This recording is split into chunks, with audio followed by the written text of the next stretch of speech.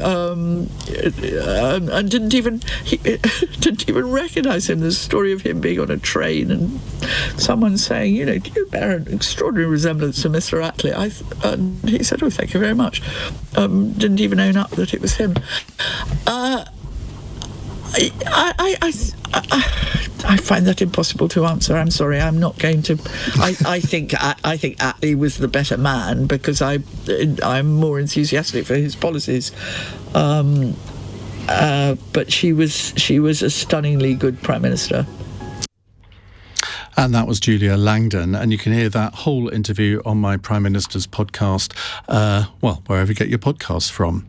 Coming up in a moment, it is the Tuesday edition of Cross Question, which is getting off to a great start with someone texting this.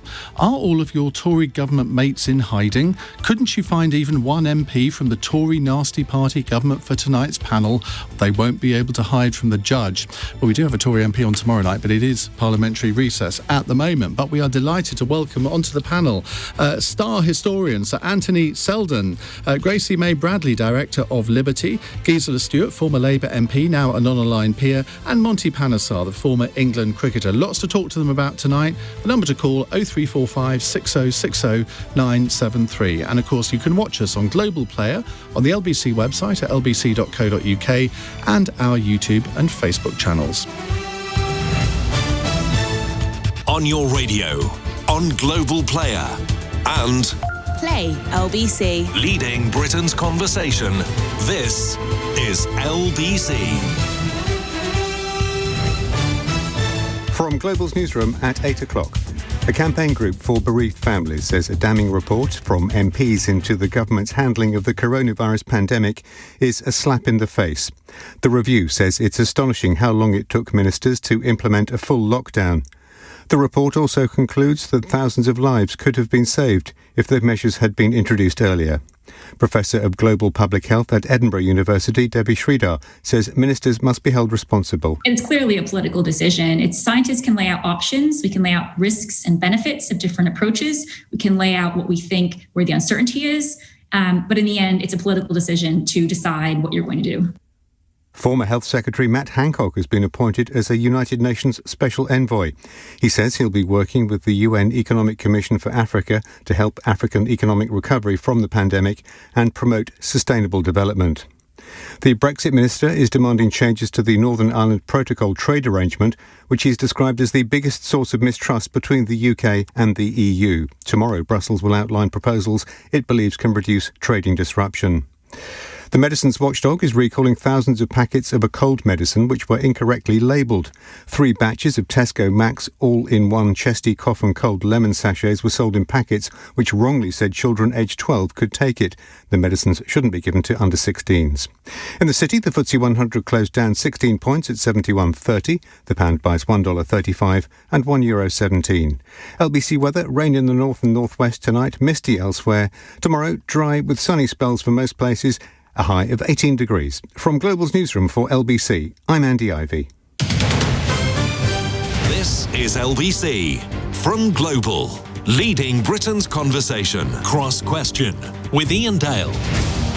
Hello, a very good evening. It's the Tuesday edition of Cross Question. Our panel tonight consists of Sir Anthony Seldon, the biographer and historian, Director of Liberty, Gracie Mae-Bradley, Gisela Stuart, former Labour MP, now a non-aligned peer, and Monty Panesar, the former England cricketer. You can watch our proceedings if you'd like to on Global Player, on the LBC website at lbc.co.uk, and the LBC YouTube channel and Facebook feed. 0345 6060 973. That's the number to call if you'd like to put a question to our panel. Call 0345 6060 973. Tweet at LBC. Text 84850. Cross Question with Iain Dale. This is LBC. Well, welcome to you all. Let's kick off with our first question. It's from Chris in Richmond. Hello, Chris. Hello, Iain, and hello, panel. Did Boris Johnson mislead this country when he said a few months ago that the government had done everything it could in relation to coronavirus? Gisela Stuart. I think, with retrospect, every country will look at the actions it took and reflect and say, there's some things we could have done differently and would have had different outcomes. I mean, this isn't over yet. And when you do the comparisons about death rates in, say, countries like New Zealand versus Sweden, Germany versus the United Kingdom, even London versus other parts of the country, I think we will probably find that if we had realised earlier that we actually could get the vaccination as quickly as we could, we would have we would have put more trust in that. But I think people did the best with the information they had at the time, and in a climate where they could take the public with them. I think if at the very beginning the Prime Minister had said we're going to have a 3-month lockdown, we would have said, you must be joking. Well, that's interesting, isn't it? Because that was the advice that the government got, apparently, from SAGE, saying, well, look, if you do this too early, then the public won't accept it. And so they did delay it much longer than some other European countries. And this report today from the Select Committee essentially says, well, if the lockdown had happened earlier, there wouldn't have been so many deaths. Can I just give you one really interesting example about vaccination? Because in the United Kingdom with the NHS, we are used to saying, here's your slot for the vaccine, you turn up, and it doesn't really occur to you at the beginning to say, which vaccine am I having? In Germany, where they're used to having selection and choosing their doctors, they had lots of people saying, oh, I'm not having this one, I have the other one. So they faced different kinds of problems which were based on the culture and the response of the population. That's why I think with hindsight, we will all find that some things we got right in common, other things we got wrong specifically, or got wrong because our populations responded differently. Anthony, bring a historical perspective into this, because obviously this is a unique thing. I don't know if there was a full public inquiry, or even, the Select Committees didn't really exist after the Spanish flu pandemic in 1918 to 20, did they? But has there ever been a similar situation in this country where a government has been faced so suddenly with this kind of problem? And if there hasn't been, is the Select Committee right to say, well, we got so much was got wrong and this is why? Or should, as Gisela says, should they be granted a little bit of slack? Well, Iain, I think it depends where you're coming from. If you are one of the many tens of thousands of people who've lost loved ones and relatives, you're going to feel very differently about this, and that is utterly heartbreaking and tragic for them. There was not anything like this in history. The Spanish flu epidemic that came at the end of the First World War, which killed 500,000 people in this country and some 50 million globally, with a much smaller world population, British population, than now, shows you how devastating these epidemics can be. Clearly, Gisela makes a point, which is you can't take a government out of a blue sky. You've got to look at both what other countries have done and look at the record here of death and illness compared to other comparable countries. I mean, not China, because China is a totalitarian country and it can do things that you can't in this country. And you also have to look at what the public could have taken.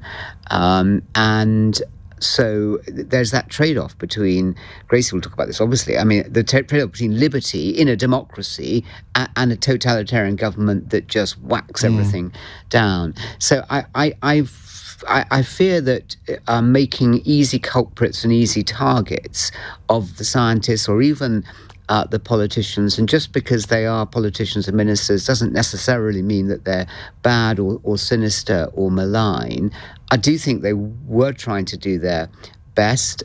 They clearly are thinking of the political outplay on this. How will it go down in the country? How will it go down with their own voters? That perhaps made them wary with the right wing in particular, the libertarian right wing, very wary about a lockdown and infringements on liberty. Maybe a Labour government would have not been so wary of that reaction. Of course, you see that reaction carried on. Many on the libertarian right have continued to protest against unwarranted intrusions in individual liberty. But overall, I think that not least when we're still dealing with this, to make targets and to have a lot of animosity geared towards people who are still trying to get us through this is not helpful, and that we need in time a proper inquiry. And also, Iain, we need a lot more openness so that people at the time can see what was the scientific advice on which the politicians were reaching their decisions. Gracie, it's an interesting point that Anthony makes about the conflict between cracking down on the virus and civil liberties. You've obviously been wrestling with this yourself for the last 18 months. When you read the report or read the reports of the report earlier on, what was your immediate reaction? I mean, I think those aspects of it that really, really resonated were the aspects that said that, look, some people were really left out and underprotected by the government's response. Disabled people, people from ethnic minority backgrounds. And that's something that Liberty and many others raised alarm bells about really quite early on. We said this pandemic response has got to protect everyone and it's not going to hit everybody equally. And I don't think the government necessarily did enough to mitigate that differentiated impact on different people. But I also think that, I've been really interested in the response to this report, but I see, and throughout the pandemic, we've really had quite a binary conversation that's been essentially about lockdown or nothing. And I think that binary is really unhelpful, because I think it's completely legitimate for people to ask, I've asked, I'm from Leicester, should it have been illegal for me to have gone to my grandmother's house for as long as it was? Should the role of policing played such a significant role in the response to what was a public health crisis? I think those are really legitimate questions, but I think when we get stuck on lockdown, when, lockdown, yes or no, we miss the other things that the government should have been doing to support people to follow public health guidance. So it means we don't have a conversation, for example, about sick pay, about the fact that some people couldn't afford to be off work, about the fact that some people didn't have anywhere to isolate safely that wasn't their home, about the fact that there was very little enforcement against unsafe workplaces. So I think we miss all of those things when we particularly fixate. In Leicester. Indeed. So I think we miss all of that when we fixate on lockdowns. But also I think there's something about this report that makes it seem like the pandemic is over, and it's not over. And there are liberty threats that are coming down the line. So there are things that the government should be doing in any event, on vaccine passports. We shouldn't have vaccine passports. And we should be making sure that people do have that material support that they need to get them through whatever this winter might bring us. Monty, when you read the reports of this Select Committee report this morning, did you feel that the conclusions by and large were fair in their criticism of the government? Yeah, well, thank you for having me on your show, and thank you all the listeners, joining in. I must say that the government should have taken much faster action. That delayed lockdown, I think, March the 23rd, it should have been first week in March, and on a precautionary principle rather than waiting answers from scientists.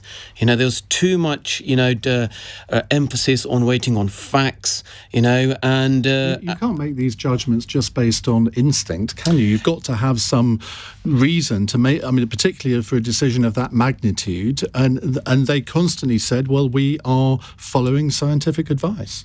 Yeah, they kept on saying following scientific advice, but in fact it was just government advice. Boris Johnson and his government, they need to have that ability to make that judgment based on facts and science and think to themselves, actually, if we acted faster, let's say, like I said, on a precautionary principle, then we would have saved, thousands of, lives from that point of view. If the scientists are telling you, if you lock down too quickly, the general public won't put up with it for as long as we think they need to, so you need to delay right up until the last minute. It would be a pretty brave Prime Minister to go against that advice.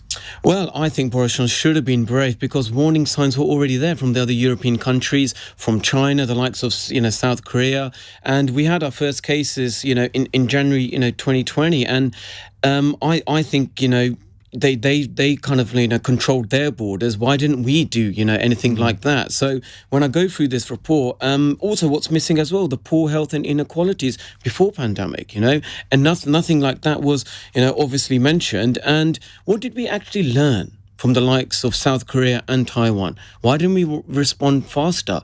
Was it the fact that the MPs actually showed not much interest from the other countries? That sort of UK-centric attitude, So I do believe that, the likes of Keir Starmer should really, hold the government accountable on why they were slow to react. Okay. Well, let's bring in another question on this, because we've kind of touched on it in some of our answers already. Rupert in Lancaster, what would you like to ask? Rupert, hello. Are you there? Hi, Ian. Hello, panel. Hi. Yeah, I'd like to ask, should Boris Johnson throw Sage under the bus for giving him bad advice?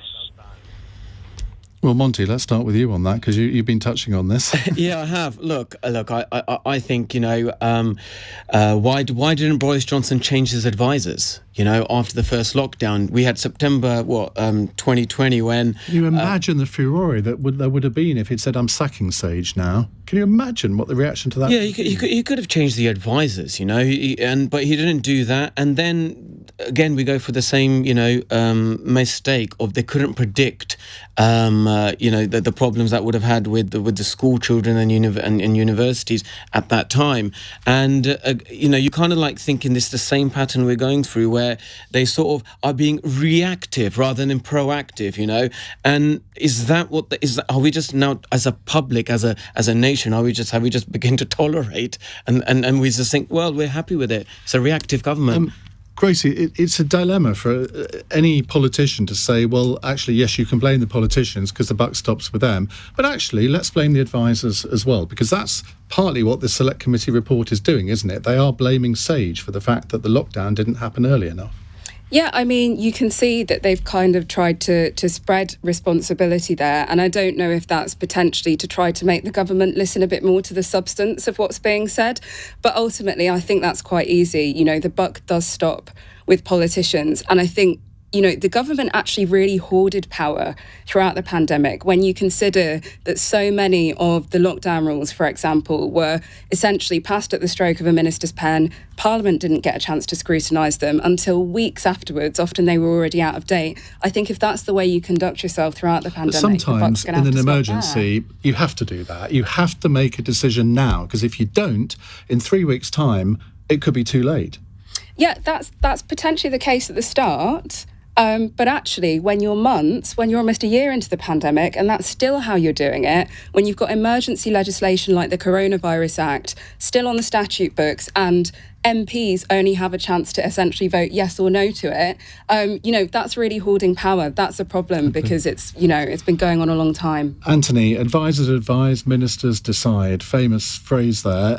In this case, the Select Committee is saying, well, yes, the advisors did advise, and they advised wrongly.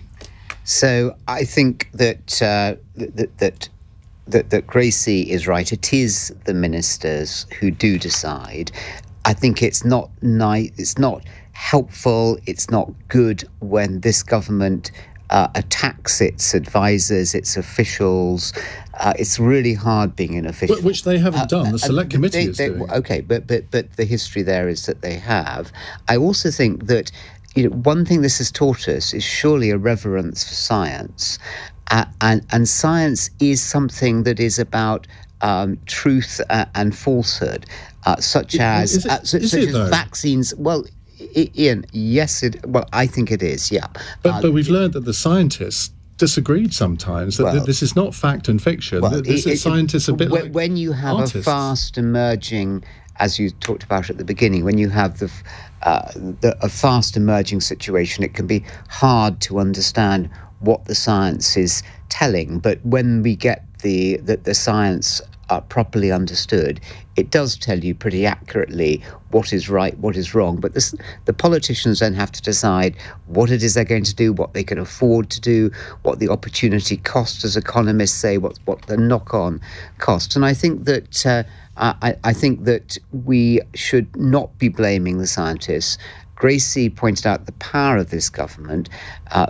Boris Johnson arrogated more power to himself in his early months as Prime Minister than any Prime Minister since your beloved Margaret Thatcher or perhaps Tony Blair during the Iraq War. He did have immense power and authority, but even I'm not particularly going for the politicians either.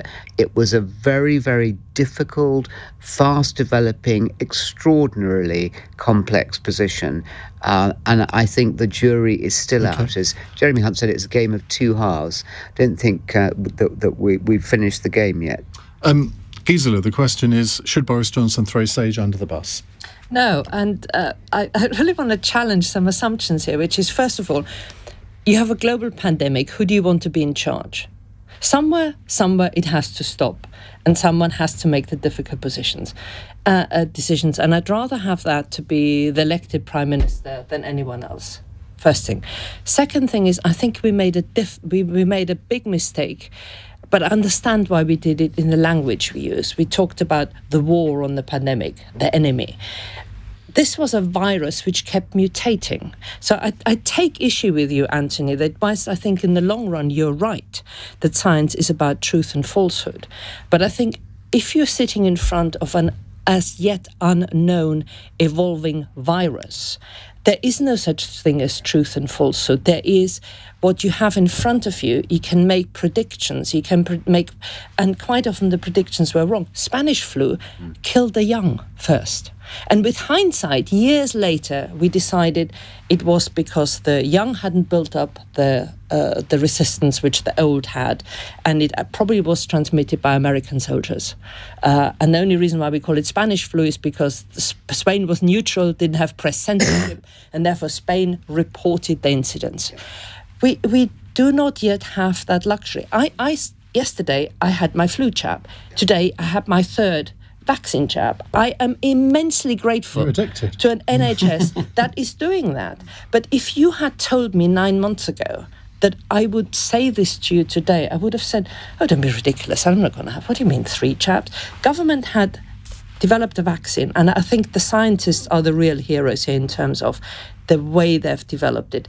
Then you had limited supplies of vaccines, and remember, I start my day by reading the press cuttings from Berlin and from Paris.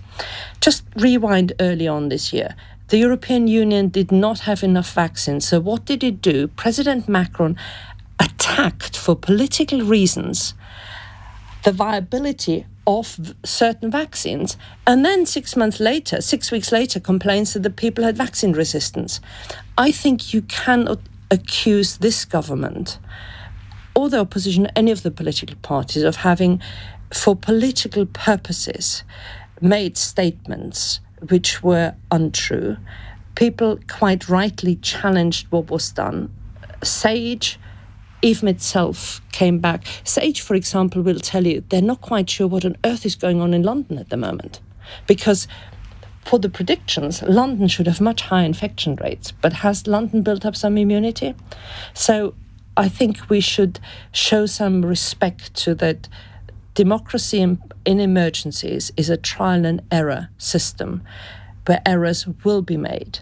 But at the end, I'd rather have the final decisions being made by Democrats rather than anybody else. Rupert, thanks for that question. We'll come to more of your questions in a moment. 0345 6060 973. It's 21 minutes past 8. This is LBC. This is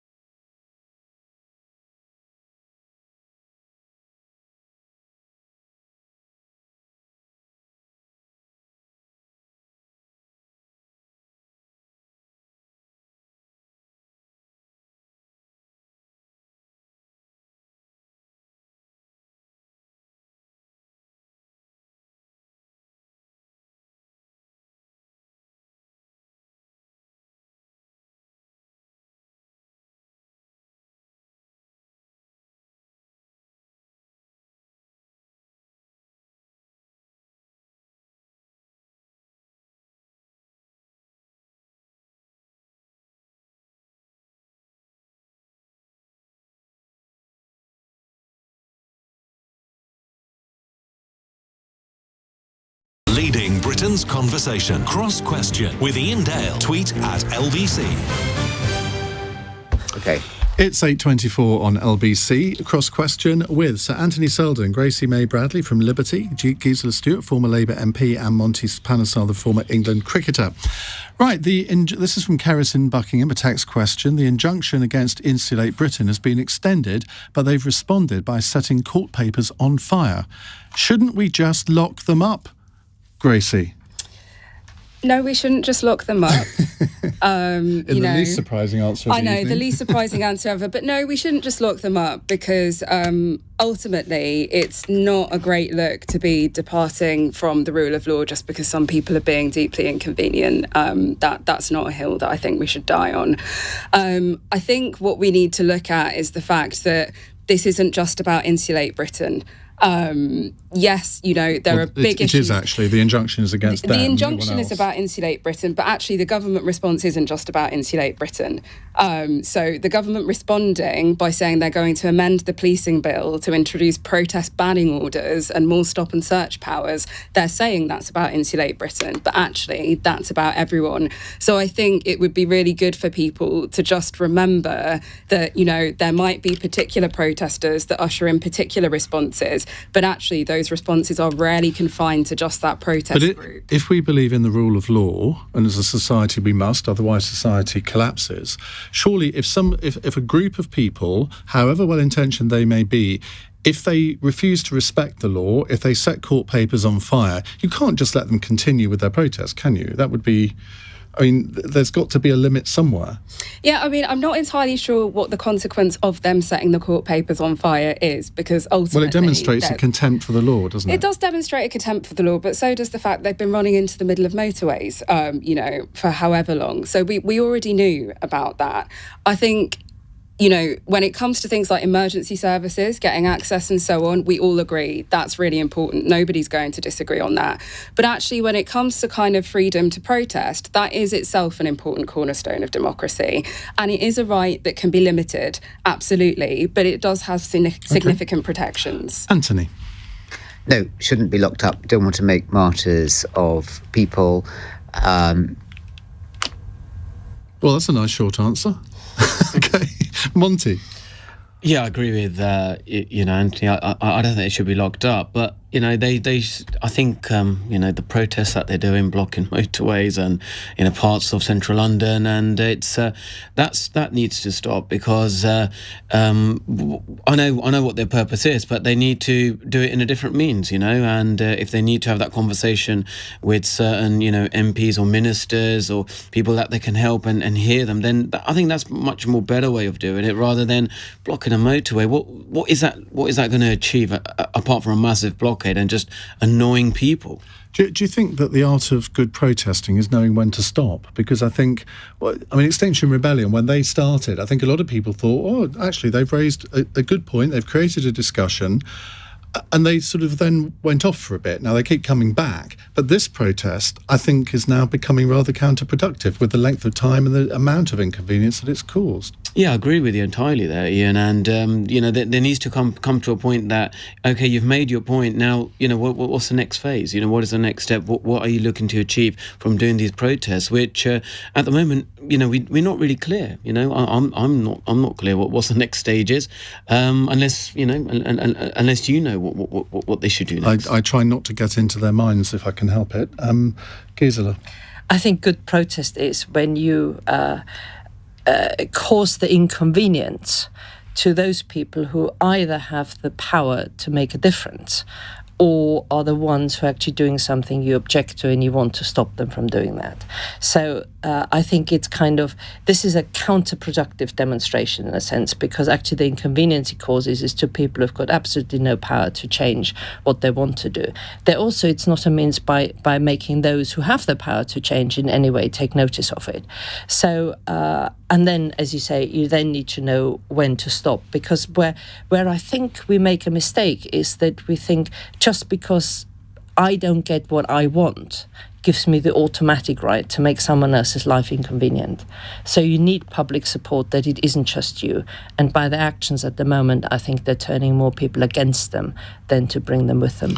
But I also agree they shouldn't lock them up because then, courts have got better things to do. And well, that just gives them a free hand then. If the police are just going to keep on with this softly approach, nothing's going to change. But I thought it was quite interesting when you had the London ones, where actually other car drivers just got out and gave them a helping hand. Are you encouraging vigilantism? No, I don't encourage vigilante, but I think that the public, in the gentlest of way, expressing that they don't approve of them, I think is a very good way forward. Yeah, I think that video on, was it Wandsworth Bridge? I must admit, I thought all power to your elbow.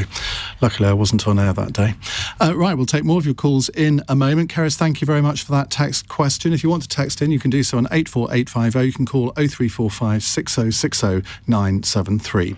It's 8:30, time for the news headlines with Andy Ivey. Labour is calling for the Prime Minister to apologise and bring forward a public inquiry after a parliamentary report found serious mistakes by the government and its advisers led to thousands of coronavirus deaths.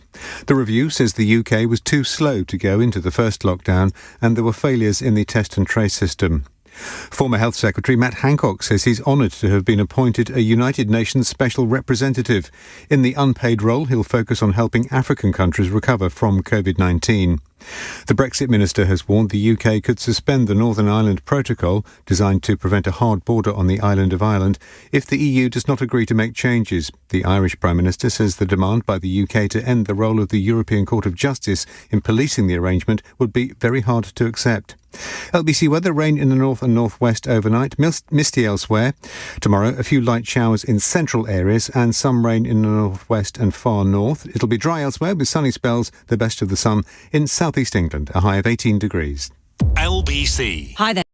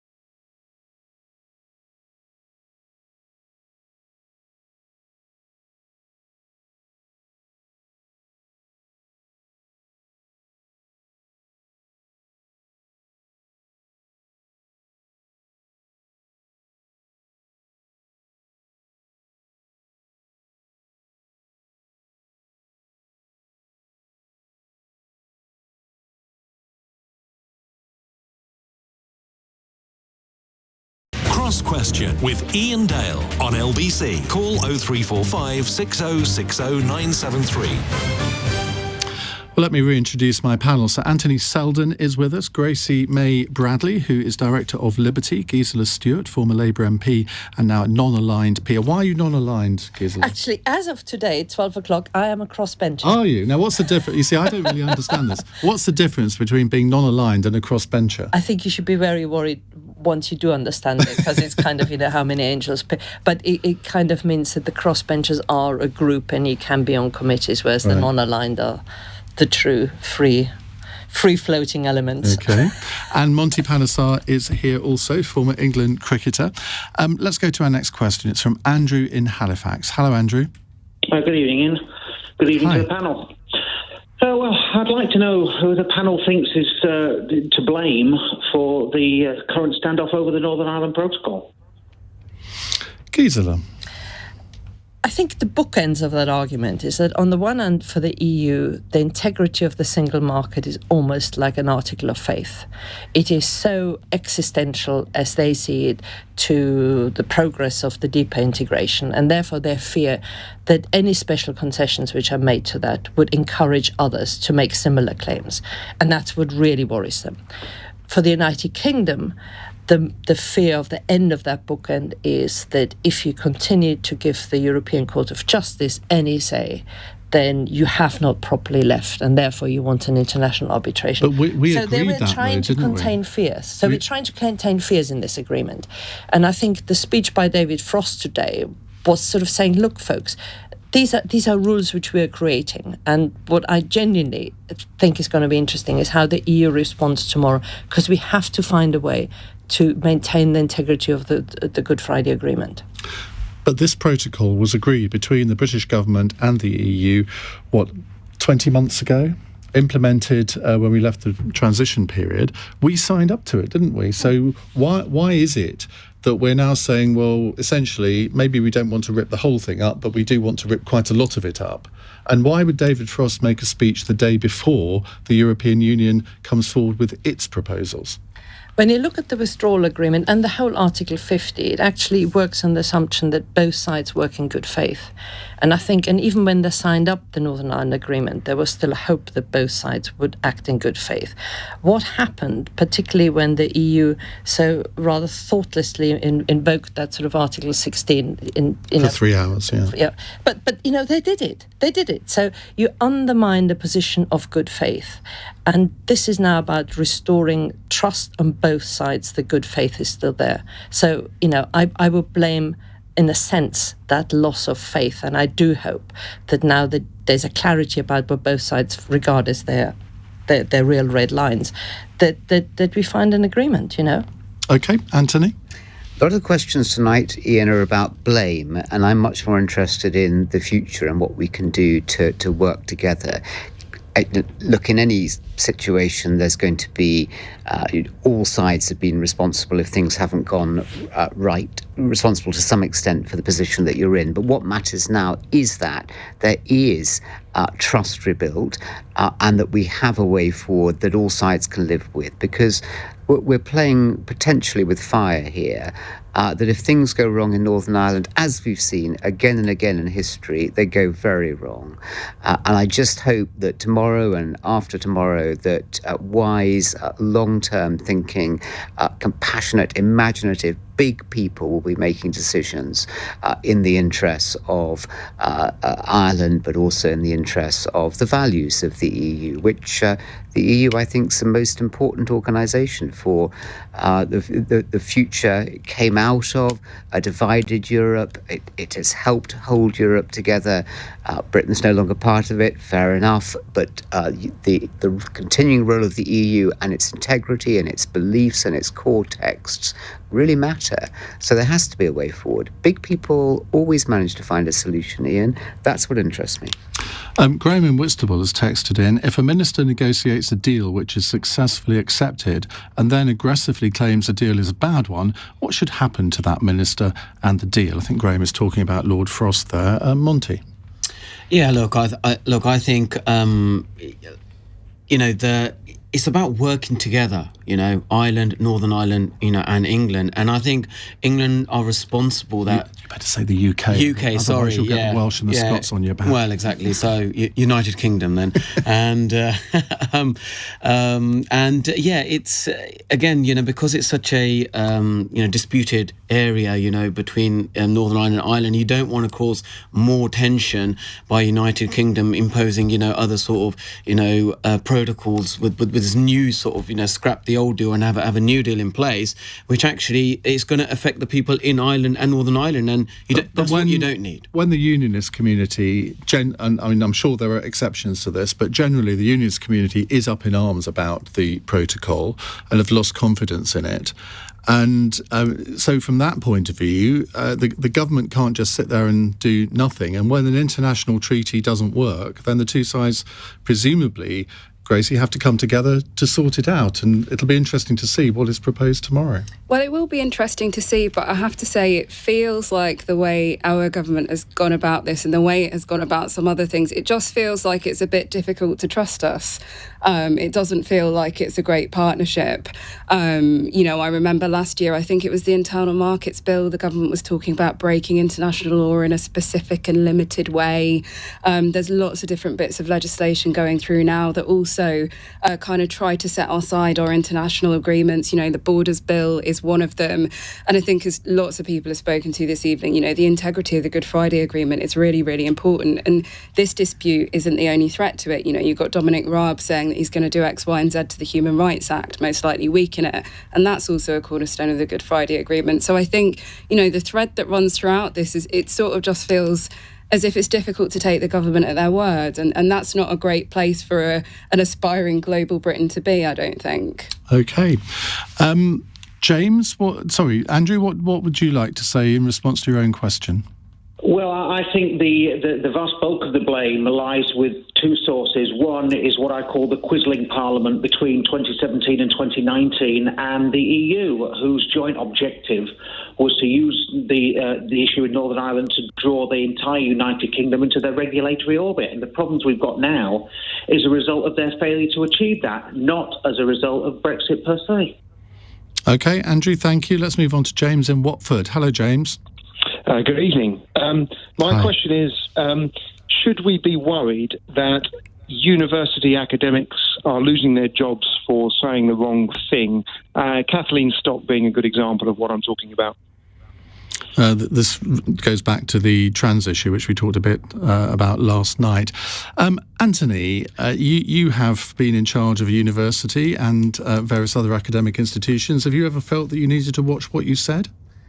Absolutely. And James, I think, yes, in answer to your question, yes, we should be worried about this. I mean, let's leave what the issue is about to one side, and it's about the trans issue now, but it's also about lots of other issues.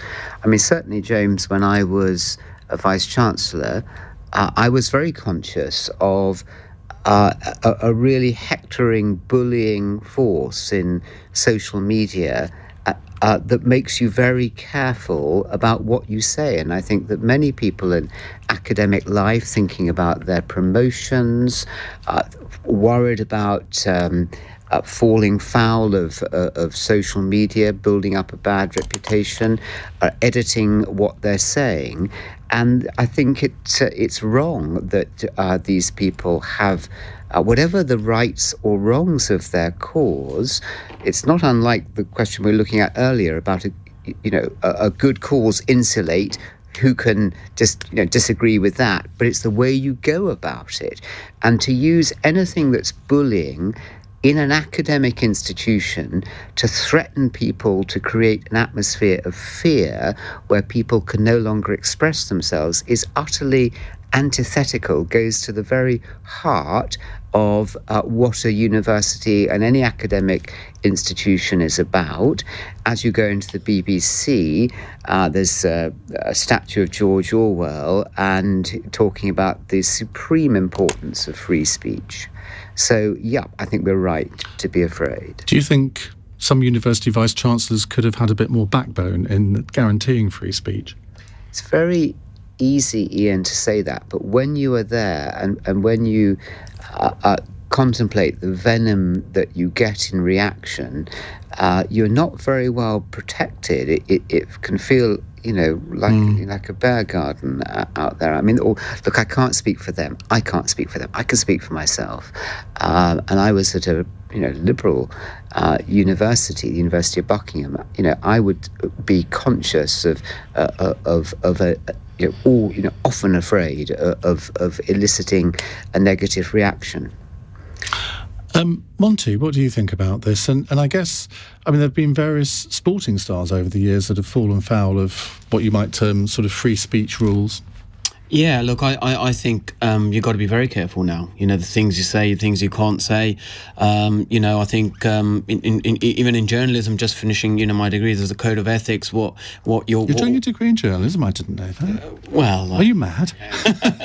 I thought I'd follow your suit, follow your footsteps. I haven't got a degree in journalism, I can assure you, as you can tell. Yeah, so it's really important because these university academics they are held responsible in the messages that they give out, and they've got to be mindful of certain things which can trigger and actually cause harm in society as well. So if you feel like you can express and say whatever you want, but then it has a huge implication in society, then the consequence of that could be actually you lose your job. So look, I do believe that they've got to be very careful in how they portray themselves, because they are in position of influence. They do have a position of weight and power. The lecturers, associate professors, PhD graduates, in universities. So they need to understand that they will have a huge impact. The things they will say would have bigger repercussions than, let's say, the normal person who's just working. So what? Why shouldn't they be allowed to say what they want as long as it's within the bounds of the law?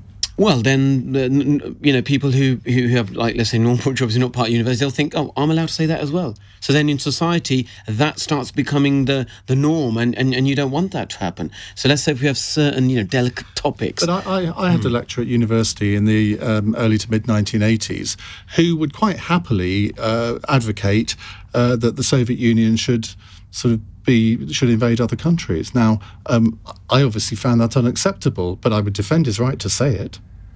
Yeah, look, you can defend your right to say it, but then if you have these kind of people, let's say give an example about taking the knee, for example. Gareth Southgate, he promoted that during the Euro 2020s, and for one reason, some of the MPs weren't, promoting that. But then when it came to England in the finals, you see everyone wearing the shirt, the MPs all turning up, and you kind of think, well, you guys weren't promoting the message, so why are you here now? Supporting the England team. But the general public make up their own minds about that kind of behaviour, don't they? I find it difficult unless somebody is being racist, anti-Semitic or whatever, and we would probably all draw a different line in the sand on these things, but unless somebody is saying something that virtually everyone in society would regard as completely unacceptable and reprehensible, surely everyone should have the right to say what they want. Gisela and Gracie are going to say what they want, but not for a couple of minutes. It's 8:47. LBC. Nick Ferrari at breakfast. Weekday mornings from 7. Steve Barclay, who's Minister for the Cabinet Office, I have to put to you the findings of this being called a devastating or damning report. Elderly were just an afterthought is one headline, so you're able to apologise for that, aren't you? No, I think we followed the scientific advice. Obviously, if No, that wasn't respectfully, sir. That wasn't the question, Minister. Are you able to apologise? I recognise it's devastating, and my heart goes out to any family, any of your listeners where Minister, they what's lost a loved so one. hard about the word sorry? Because we followed the scientific advice that we had at the time.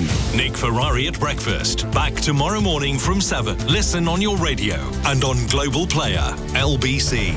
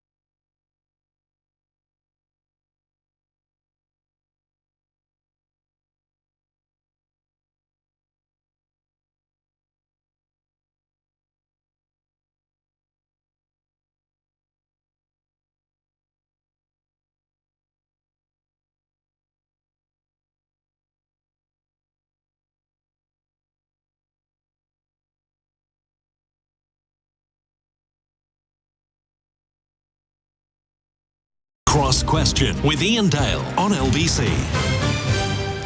We have Sir Anthony Seldon, Gracie, Mae-Bradley, Gisela Stuart and Monty Panesar with us. The question from James has disappeared off my screen, but it was, should we be worried that academics are losing their jobs for saying the wrong thing? Gisela? Yes, we should. And one of the reasons why we should is that the worst censorship of all is self-censorship.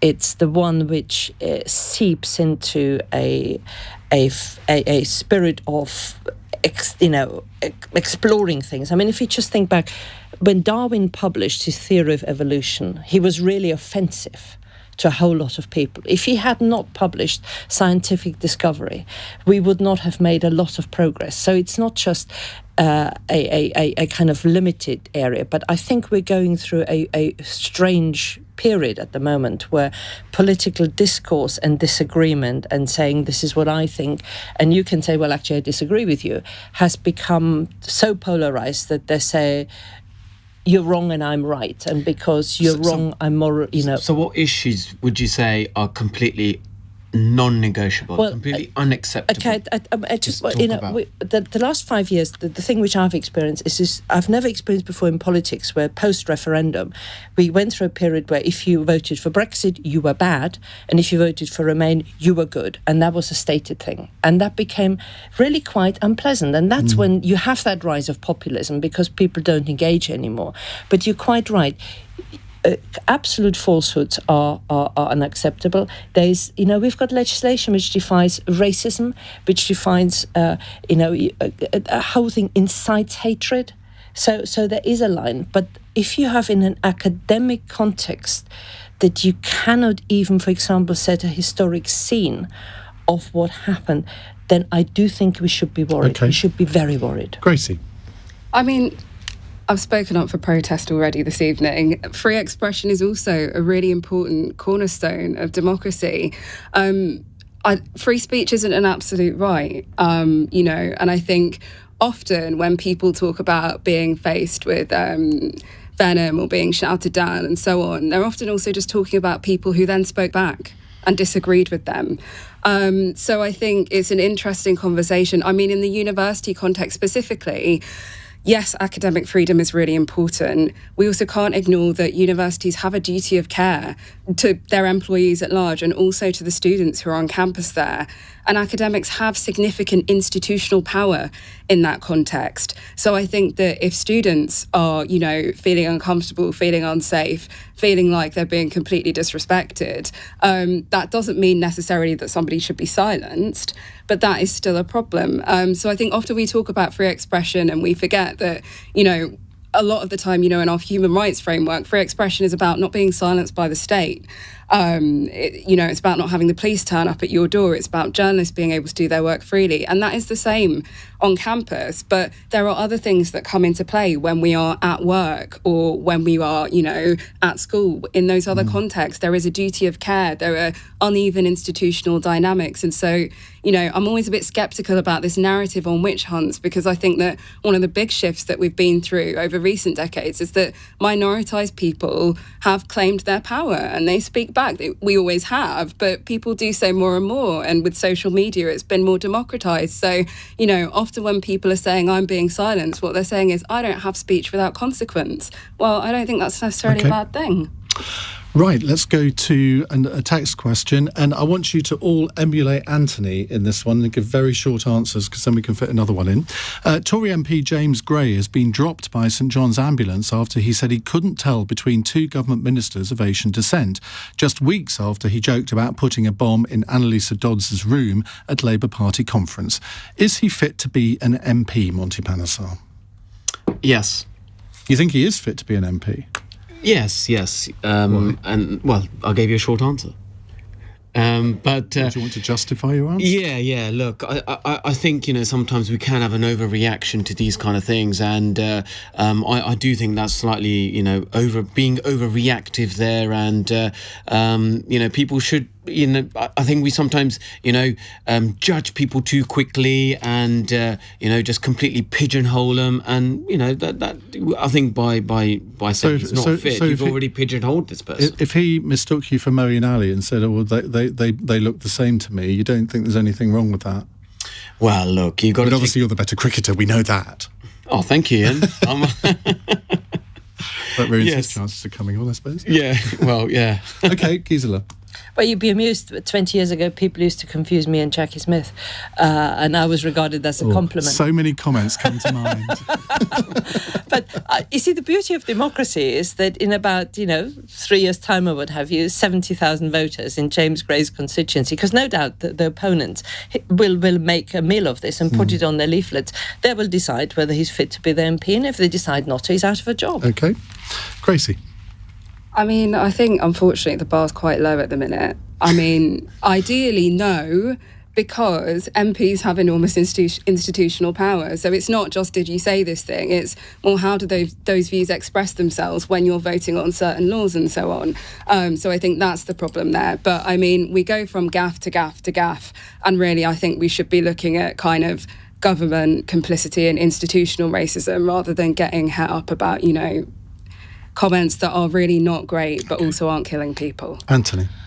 Well, we can all make mistakes, and if people apologise, then that's really significant, as long as it's a sincere apology. But we cannot have MPs making inflammatory statements about violence. I mean, everything I'm saying tonight is a reaction away from a sense that we are becoming overly violent, I think, as a society in our reaction. And we just need to discover more tolerance and more trust of each other, more respect, listen and understand what people are trying to say, and not just rush to condemn and blame and stigmatise people, whether they are ministers or whether they are MPs or whether they are academics with views, or indeed students who often get stigmatised. A researcher on Twitter says, going back to the previous question, can Iain swear on the radio? No. Where is his freedom of expression, etc., etc.? I get round it, though. You ought to hear Iain when he's off. No, I just use rhyming slang, so I'll say grollox instead of... Well, anyway. Right, final text question from Denise in Guildford. Monty has become the first former sportsman to join us in the studio for Cross Question. Who should be next? Gisela, are you a sports fan? Who would you like to see? I was just breaking out in cold sweat because I am so not interested in sport. It's terrible. So no sport at all? No. Or just when England started beating Germany?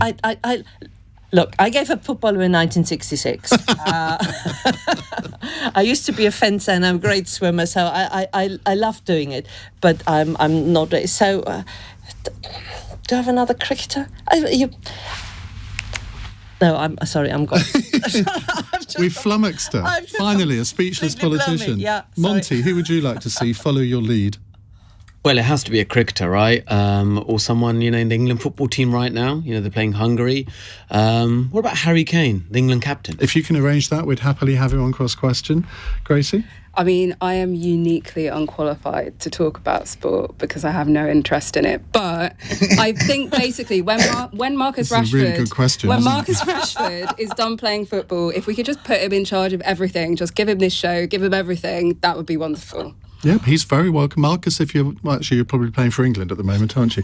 Anthony? Yeah, absolutely. And we have a fantastic football team, and we're not being allowed to find out what the score is tonight while we're playing. But, I mean, Raheem Sterling, Marcus Rashford, the letter that Southgate wrote, and indeed the England women's football team also are fantastic, Iain. So go for any of those. I mean, they are not just great players, but they're great role models too for this country. Can any of us name a single member of the England women's football team, I wonder?